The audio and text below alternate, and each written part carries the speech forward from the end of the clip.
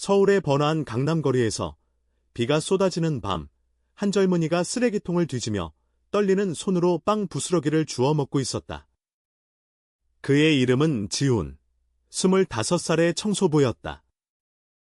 그 순간 고급 세단의 헤드라이트가 그를 비추며 멈췄고 차 문이 열리자 3명의 잘 차려입은 남자들이 내려왔다. 그들은 웃으며 지훈을 둘러쌌다. 아, 또 여기서 뭐해? 동성애자 새끼가 왜 이렇게 비참해? 리더격인 민준이 비아냥거렸다. 지훈의 가슴이 철렁 내려앉았지만 그는 고개를 들지 않았다. 그들의 조롱은 익숙했지만 오늘 밤은 달랐다. 민준의 눈빛에 스멀스멀 피어오르는 증오가 지훈의 숨을 옥죄었다. 지훈은 그날 밤 집으로 돌아가는 길에 눈물을 삼켰다. 그의 작은 원룸은 서울 외곽의 낡은 아파트였다. 벽에는 아버지의 사진 한 장이 걸려 있었다. 아버지, 박만수 씨는 10년 전 화재 사고로 세상을 떠났지만 그날의 기억은 지훈의 가슴에 새겨져 있었다. 아버지는 소방관이었고 그 화재는 단순한 사고가 아니었다. 대형 백화점 화재, 그곳에서 민준과 그의 사촌들 재형과 태민이 갇혀 있었다. 엘리트 가문의 상속자들이던 그들은 불길 속에서 울부짖었고 만수 씨가 목숨을 걸고 그들을 구출했다. 하지만 그 사실은 세상에 알려지지 않았다. 만수 씨의 유언은 그 아이들만은 행복하게 살아라졌다. 지호는 아버지의 유품 상자에서 그날의 소방 보고서를 발견한 적이 있었다. 그러나 그는 그 비밀을 묻어두었다. 왜냐하면 그 가문 한진 그룹은 그날의 영웅을 잊고 오히려 소방관의 죽음을 직무상 사고로 치부했기 때문이다. 다음 날 아침, 지호는 한진 그룹 본사 청소팀으로 출근했다. 그의 일상은 변함없었다. 새벽 5시에 일어나 지하 주차장을 쓸고 엘리베이터를 닫고 사무실 바닥을 모핑하는 것, 그는 게임을 숨기지 않았지만 그 사실이 그의 삶을 더 어렵게 만들었다. 동료들은 속삭였고 상사는 피했다. 박지훈 씨, 오늘도 열심히 하네. 그런데 그쪽 취향 때문에 문제 생기면 나까지 곤란해. 상사의 말은 칼날 같았다. 지훈은 미소로 답했다. 네, 알겠습니다. 하지만 속으로는 아팠다. 그는 사랑을 꿈꿨다. 누군가 그의 손을 잡아주고 그의 상처를 어루만져줄 누군가를. 그러나 현실은 잔인했다. 특히 민준 일당이 본사에 나타날 때마다. 민준은 한진그룹의 후계자였다. 27살, 키 크고 날카로운 이목구비, 완벽한 미소로 언론을 사로잡는 남자. 하지만 그의 내면은 달랐다. 어린 시절 화재의 트라우마가 그를 괴롭혔다. 불길 속에서 그는 재영과 태민을 끌어안고 울었고 그 구원자가 만수 씨라는 사실을 알지 못했다. 대신 그는 그날의 공포를 약함으로 치부하며 자신을 강하게 만들었다. 게이가 된다는 건 그에게 약함의 상징이었다. 왜냐하면 그의 형제 재현이 최근 게임을 고백했기 때문이다. 재현은 민준의 사촌이자 그룹의 또 다른 상속자. 재현의 커밍아웃은 가족을 충격에 빠뜨렸고 민준은 그 사실을 증오로 승화시켰다. 재현이 왜 저래? 우리 가문의 치욕이야. 민준은 태민에게 중얼거렸다. 태민은 재현의 오빠로 그룹의 재물을 맡는 냉철한 남자였다.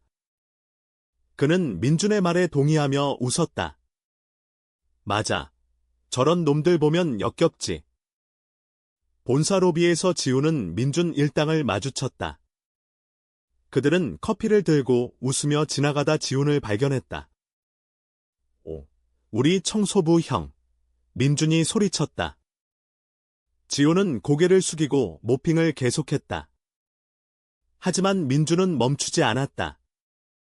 그는 지훈의 어깨를 툭 쳤다. 야, 어젯밤에 뭐 했어? 또 남자친구랑 데이트. 하하, 주변 직원들이 힐끔거렸다. 지훈의 뺨이 붉어졌다. 그는 속으로 외쳤다. 아버지, 왜 저를 여기로 보내셨어요? 하지만 그는 대답하지 않았다. 대신 그는 조용히 물을 엎지른 척하며 자리를 피했다. 민준의 웃음소리가 등 뒤에서 메아리쳤다. 그날 오후, 지호는 화장실에서 울었다. 그의 휴대폰에 저장된 사진 고등학교 시절 짝사랑했던 소년의 모습이 그의 유일한 위안이었다. 언젠가 나도 사랑받을 수 있을까? 한편 재현은 본사 꼭대기 사무실에서 홀로 앉아 있었다. 26살의 그는 민준과 달리 부드러운 인상의 소유자였다. 그의 커밍아웃은 가족 회의에서 터졌다. 저는 남자를 사랑해요. 그 말에 어머니는 기절했고 아버지는 문을 쾅 닫았다. 태민은 재현을 피했고 민준은 적대시했다. 재현은 그날부터 외로웠다. 그는 지훈을 본 적이 있었다. 청소부로서의 지훈은 조용하고 성실했으며 가끔 로비에서 재현의 시선과 마주칠 때마다 부드럽게 미소 지었다. 재현은 그 미소에 끌렸다. 저 사람. 나처럼 아픈 눈빛이야. 하지만 그는 다가가지 못했다. 가족의 압박이 그를 올가매고 있었다. 저녁이 되자 지훈의 하루는 끝났다. 그는 지하철을 타고 집으로 향했다. 창밖으로 스치듯 지나가는 서울의 네온사인이 그의 마음을 비췄다. 그는 아버지의 일기를 꺼내 읽었다. 오늘 화재에서 새 아이를 구했다. 그중 하나가 울면서 고마워라고 했어. 그 아이들의 미래가 밝기를 빈다. 지훈의 눈에 눈물이 고였다. 그는 그 다이들이 바로 민준 일당임을 알았다. 하지만 그 사실을 밝히면 어떻게 될까? 복수. 아니, 그는 그런 사람이 아니었다. 그는 용서하고 싶었다. 그러나 운명은 그를 시험했다. 다음 날, 본사에서 작은 사건이 터졌다. 재현이 사무실에서 쓰러진 것이다. 과로와 스트레스로 인한 탈진. 직원들이 소란을 피우자 지호는 청소 도구를 내려놓고 달려갔다. 그는 응급처치를 시작했다. 아버지로부터 배운 소방훈련 덕분에 그는 재현의 호흡을 확인하고 인공호흡을 준비했다. 괜찮아요. 숨 쉬세요. 지훈의 목소리가 떨렸다. 재현은 희미한 의식 속에서 지훈의 얼굴을 봤다. 그 눈빛, 그 손길. 재현의 가슴이 요동쳤다. 구급차가 도착할 때까지 지훈은 재현의 손을 놓지 않았다. 민준과 태민이 도착했을 때 재현은 이미 안정됐다. 누가? 그를 구한 거지. 민준이 물었다. 직원이 대답했다. 청소부 박지훈 씨예요. 민준의 표정이 굳었다. 그 새끼가. 그 사건은 지훈의 삶을 바꿔놓았다. 재현은 퇴원 후 지훈을 찾았다. 병원 복도에서 재현은 지훈에게 말했다. 고마워요. 당신 덕분에 살았어요. 지훈은 고개를 저었다. 별 말씀을요. 그냥. 본능이었어요. 재현의 눈에 호기심이 스쳤다. 당신, 소방관 집안인가 봐요. 그 응급처치. 전문적이던데 지훈은 순간 당황했다. 그는 대답을 피했다. 하지만 재현은 포기하지 않았다. 그는 지훈에게 커피를 사주며 대화를 이어갔다. 이름이 지훈 씨라고. 저는 재현입니다. 한진그룹에. 뭐, 그냥 직원이라고 해요. 지훈은 웃었다. 처음으로 진심 어린 웃음이었다. 그 순간 두 사람 사이에 작은 불꽃이 피어올랐다. 그러나 민준은 그 광경을 봤다. 그는 복도 끝에서 이를 갈았다. 재현이 왜 저런 놈한테? 태민이 민준을 말렸다. 민준아, 재현이가 요즘 이상해. 너도 알잖아. 그 녀석 커밍아웃한 후로 민준의 분노가 폭발했다. 그는 지훈을 다시 조롱하기로 결심했다. 다음 날 본사 카페테리아에서 민준은 지훈의 트레이를 건드려 음식을 엎지르게 했다. 아, 미안. 청소부가 청소도 못하네. 웃음소리가 터졌다. 지훈은 무릎 꿇고 닦기 시작했다. 재현이 그 장면을 보고 달려왔다. 민준 형. 그만해. 재현의 목소리가 날카로웠다. 민준은 놀랐다.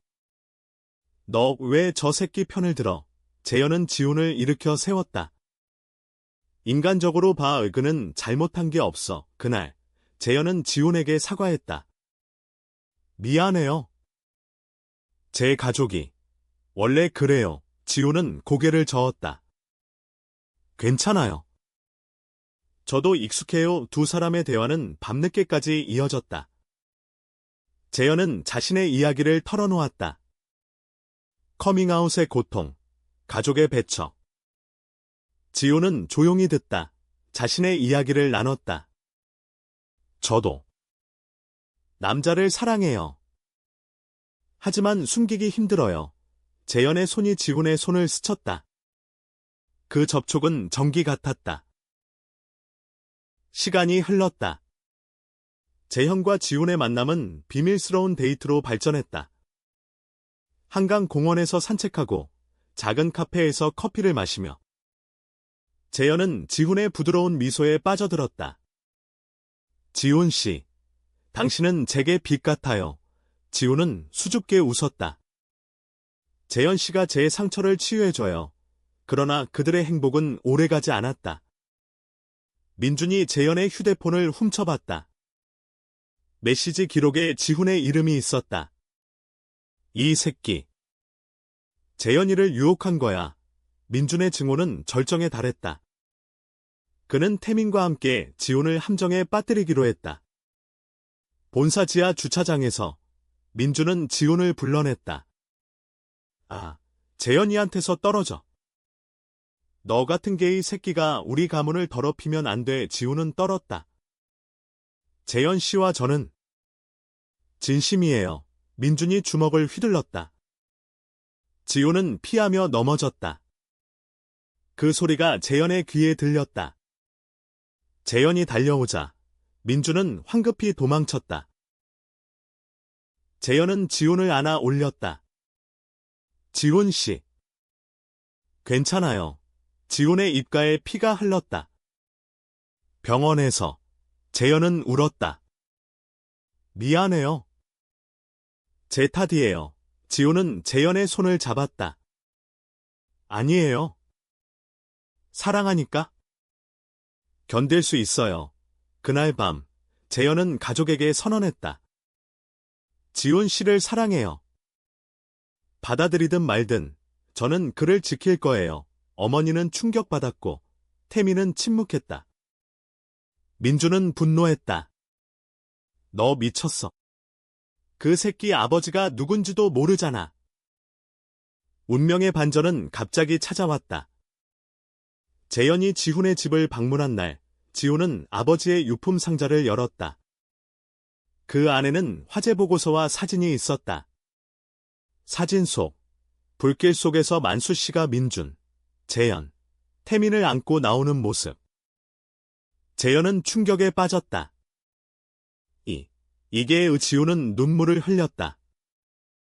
제 아버지가 당신들을 구하셨어요. 그런데 당신들은 재현은 무릎 꿇었다. 지훈 씨, 미안해요. 우리는 몰랐어요. 그는 민준과 태민을 불렀다. 가족 회의실에서 지훈은 모든 것을 밝혔다. 민준의 얼굴이 창백해졌다. 그 소방관이 우리를, 태민은 고개를 숙였다. 우리가 얼마나 잔인했는지. 그 사실은 가족을 뒤흔들었다. 민준은 트라우마가 되살아났다. 그는 홀로 병원에 가서 울었다. 아버님. 고마웠어요. 제가 잘못했어요. 그는 지훈에게 사과했다. 처음으로 진심 어린 사과. 박지훈 씨, 당신 아버지의 은혜를 갚지 못했어요. 그리고 당신을 아프게 해서 미안해요. 지훈은 용서했다. 이제 가족이 되세요. 재영과 지훈의 사랑은 더 깊어졌다. 그들은 함께 한강 다리를 걸으며 미래를 꿈꿨다. 우리 결혼할까요? 재현이 물었다. 지훈은 웃었다. 네, 영원히 함께할게요. 그러나 갈등은 끝나지 않았다. 언론이 스캔들을 파헤쳤다. 한진그룹 상속자 게이 스캔들. 기사가 터지자 주가가 폭락했다. 아버지는 재현을 소환했다. 너 때문에 그룹이 망해. 재현은 버텼다. 아버지, 사랑은 숨길 게 아니에요. 지훈은 재현 곁을 지켰다. 그는 청소부를 그만두고 재현의 비서가 됐다. 함께 그룹을 재건했다. 민주는 변했다. 그는 재현의 지지자가 됐다. 형제여, 나도 내 편이야. 태민은 조용히 도왔다. 최고조는 그룹 총회에서 왔다. 주주들이 재현을 비난했다. 게이 상속자. 가문의 수치. 그 순간 지훈이 일어섰다. 잠시만요. 한진그룹에 뿌리는 용기예요. 제 아버지처럼 그는 화제 이야기를 공개했다. 청중이 숨을 죽였다. 민준이 마이크를 잡았다. 맞아요. 우리는 그 은혜를 잊었어요. 하지만 이제 갚을 거예요. 우총회는 박수로 끝났다. 그룹은 살아남았고 재현은 새로운 리더가 됐다. 이야기는 한강에서 마무리됐다. 지훈과 재현은 결혼식을 올렸다. 가족 모두가 참석했다. 민주는 건배를 제안했다. 박만수 씨를 위해, 그리고 우리 사랑을 위해 별이 빛나는 밤, 두 사람은 키스했다. 사랑은 이해와 용서로 피어난 꽃이었다.